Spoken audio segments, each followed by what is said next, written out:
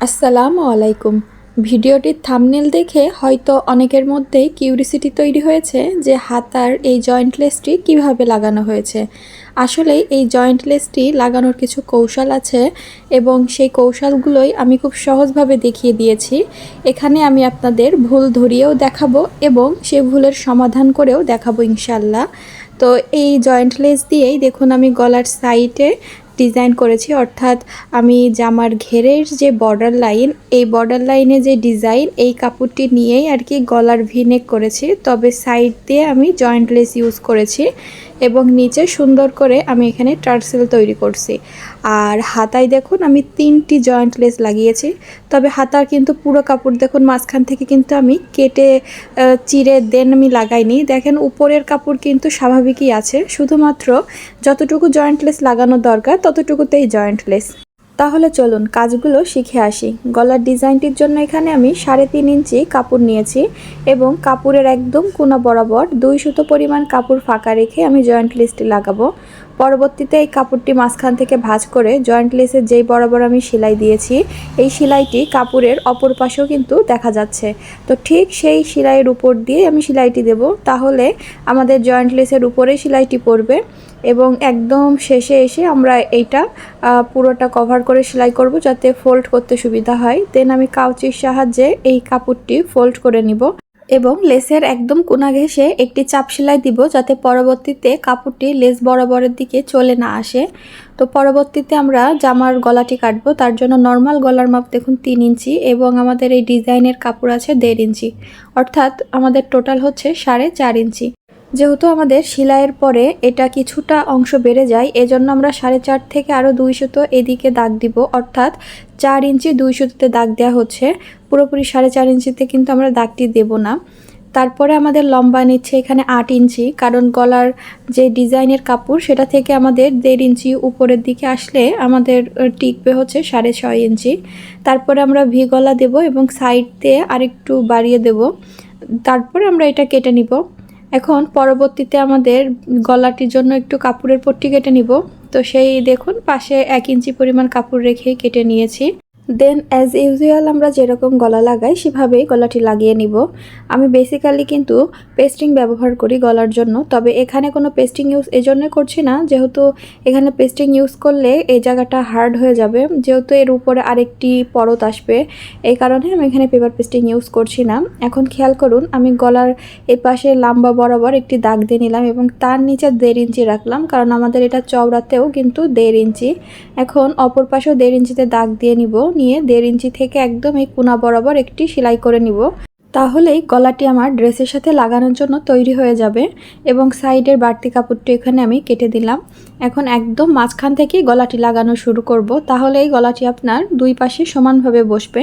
কখনোই কাঁধের দিক থেকে গলাটি লাগানো শুরু করবেন না।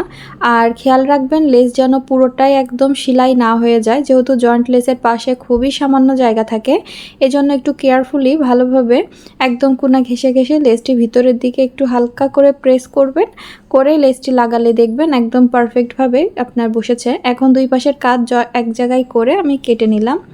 এখন খেয়াল করুন আমি এই জায়গায় 1 ইঞ্চি 1 ইঞ্চি উপরে দাগ দিয়ে আমি হাতায় যেই ডিজাইন লেসটি ব্যবহার করেছি সেই লেসটি একটু লাগিয়ে নিলাম হাতার সাথে আর কি, গলার ম্যাচিংটি ঠিক রাখার জন্য। পরবর্তীতে আমি জামার পিছন সাইডে যে কাপড়টি অ্যাটাচ করেছিলাম সেটি ভাঁজ করে 1 চাপ পরিমাণ সেলাই দিয়ে দিব। এই সেলাইটি দিলে হাতের তরপাইয়ের কোনো প্রয়োজন পড়বে না। তো এটা কমপ্লিট হয়ে যাওয়ার পরে আমি টার্সেলটি লাগাবো। এখানে টার্সেল লাগানোর জন্য এখানে আমি 2 পরত কাপড় নিয়েছি এবং সেই কাপড়ের তলে বড় একটি বোতাম নিয়ে সুই সুতো ব্যবহার করছি। অবশ্যই সুই সুতো দিয়ে এটা করবেন, ভালোভাবে প্যাচ দিয়ে তারপরে আবার একটা গিট দিবেন, দিয়ে তারপরে কাটবেন। অনেকে আছে জাস্ট প্যাচ দিয়ে কেটে দেন, গিটটা ব্যবহার করেন না, এজন্য কিন্তু ব্যবহারের পরে এটা খুলে আসে। এখন আমি ঠিক আমার গলার মাঝখানে এই বোতামটি লাগিয়ে নিব। ভিডিওটি দেখলেই বুঝতে পারবেন আমি ঠিক কিভাবে লাগাচ্ছি। তো প্রথমে কাপড়ে দেন বোতামের সাথে লাগাবো। এখন টার্সেলের পুঁথি অ্যাটাচের জন্য এখানে আমি 4 গুণ সুতা নিয়েছি এবং মাঝের যে লম্বা টার্সেলটা সেটার জন্য এখানে আমি 11টি পুঁথি নিব, দেন একটা বড় পুঁথি, তারপর একটি ছোট পুঁথি নিব। নিয়ে এখন টার্সেলের একদম লাস্টে যে ছোট পুঁথিটা নিলাম সেটার ভিতর দিয়ে কিন্তু সুই আর ইনসাইড করব না, বড় পুঁথি এবং ছোট পুঁথির ভিতর দিয়েই কিন্তু সুইটি ইনসাইড করলেই আমাদের এই বড় টার্সেলটি তৈরি হয়ে যাবে। দেন একদম মাঝখান বরাবর আমি টার্সেলটি লাগিয়ে সুন্দর করে গিট দিয়ে নিব এবং একই দূরত্বেই কিন্তু দুই পাশে বাকি টার্সেল লাগাবো।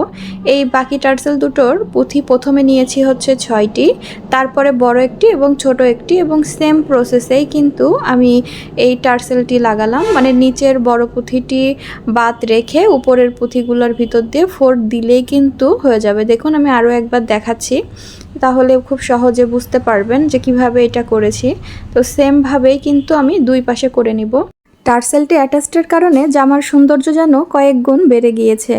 পরবর্তীতে হাতার জন্য দেখুন একদম মাঝ বরাবর 8 ইঞ্চিতে একটি দাগ দিব এবং এই দাগের দুই পাশে 2.5 ইঞ্চি থেকে আমি 6 ইঞ্চি বরাবর দুটো দাগ দিয়ে নিব এবং এই দাগ বরাবরই কিন্তু আমি সেই জয়েন্ট লেসটি লাগাবো। তো জয়েন্ট লেস লাগানোর জন্য প্রথমেই আগে উপরে জয়েন্ট লেসটি আমি সেলাই করে নিব, পরবর্তীতে ঠিক মাঝ বরাবর কাটস দেব এবং জয়েন্ট লেসের নিচ দিয়ে ছোট ছোট করে কাটস বসাবো। এখন খেয়াল রাখবেন এই সেলাইটা কিন্তু ঠিক মাঝখানে বসবে এবং দুই পাশে কিছুটা অংশ কিন্তু সেলাই দেওয়া যাবে না, তাহলে কিন্তু এই কাপড় উল্টিয়ে সামনে নিয়ে এসে সেলাই দিতে কিন্তু আপনাদের অসুবিধা হবে। তো এইভাবে ফলো করলেই দেখবেন আপনাদের কোনো ধরনের প্রবলেম হচ্ছে না। অনেকে করে কি পুরো লেসটি সেলাই করে, আরেকটি ভুল করে যে এই পর্যায়ে লেসটি কতটুকু লম্বা সে অনুযায়ী কেটে নেয়, তবে এটা কখনোই করবেন না। সেলাইয়ের সময় কিন্তু কাপড়টা মানে টেনে করতে হয়, তখন কাপড়টি লম্বা হয়ে যায় এবং লেসটি কিন্তু তখন ছোট হয়ে যায়। এজন্য অবশ্যই আগে এক পাশ করে নেবেন, তারপরে লেসটি কাটবেন। আমি কিন্তু দাগ দিয়ে রেখেছি, আপনাদের দেখাবো যে আমার কতটুকু ছোট বড় হয়ে যেত যদি আমি কেটে নিতাম। তো এইভাবে করে দেন আর এক পাশও সেলাই করব। আপনারা চাইলে এইভাবে নিচ থেকে না উঠে আবারও এখান থেকে সুতো কেটে উপর থেকে করতে পারেন। খেয়াল করুন, দেখুন আমি যদি কেটে ফেলতাম তাহলে আমার এতটুকু কিন্তু ছোট হয়ে যেত। আশা করি কাজ করার আগেই আপনারা বুঝতে পেরেছেন যে আপনারা ঠিক কাজের সময় কি কি ভুল করতেন। আমি কিন্তু একদিনে শিখিনি, আমারও ভুল হতো, ভুল থেকেই কিন্তু আমি শিক্ষা নিয়েছি এবং সেটি আপনাদেরকে শেখানোর চেষ্টা করি, এছাড়া আর কিছুই না। আমি কিন্তু খুব অভিজ্ঞ কোনো ব্যক্তি না। তো যদি কোনো ভুল ত্রুটি হয়ে থাকে তাহলে অবশ্যই ক্ষমা সুন্দর দৃষ্টিতে দেখবেন। আজ এখানেই বিদায় নিচ্ছি। আল্লাহ হাফেজ।